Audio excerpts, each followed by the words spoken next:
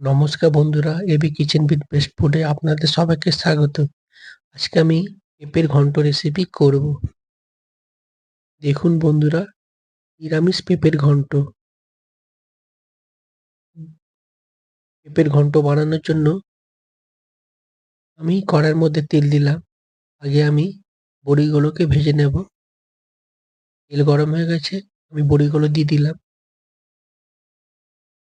দিয়ে আমি হালকা হালকা করে লাল লাল করে ভেজে নেব বড়িগুলো। আমার বড়ি ভাজা হয়ে গেছে, আমি তুলে নিচ্ছি।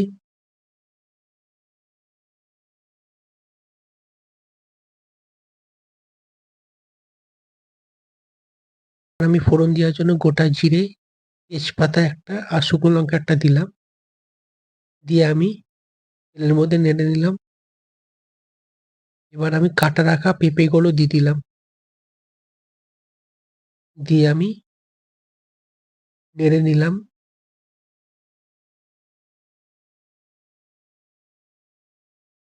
একটা কাঁচা লঙ্কা দিলাম।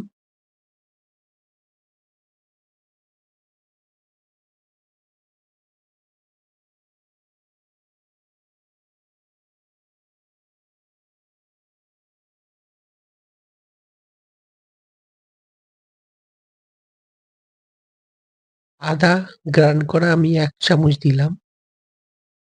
জিরে পাউডার আমি ১ চামচ দিলাম। হলুদ পাউডার আমি ১ চামচ দিলাম। দিয়ে আমি সব একসাথে নেড়ে ভেজে নেব। এটা একটা সম্পূর্ণ নিরামিষ পেঁপের ঘন্ট। ১ চামচ চিনি দিলাম। খেতে যাতে মিষ্টি, মিষ্টি ঝাল, ঝাল মনে হবে।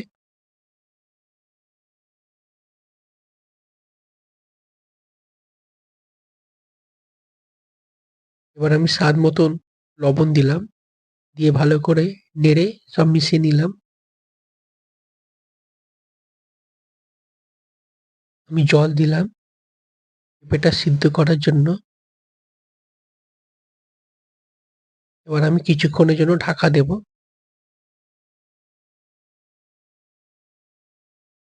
ঢাকা খুললাম। আমার পেঁপে সিদ্ধ হয়ে গেছে। এবার আমি ভাজা রাখা বড়িগুলো ভেঙে পেঁপের মধ্যে দিয়ে দিলাম। জলটা একটুখানি মরলে আমার হয়ে যাবে। আমার জল মরে গেছে। দেখুন বন্ধুরা, আমার পেঁপের ঘন্ট তৈরি হয়ে গেছে।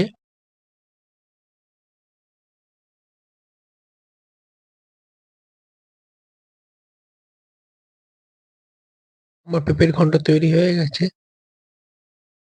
বন্ধুরা, আপনারা এইভাবে ঘরে পেঁপের ঘন্ট নিরামিষ দিনে খাবেন।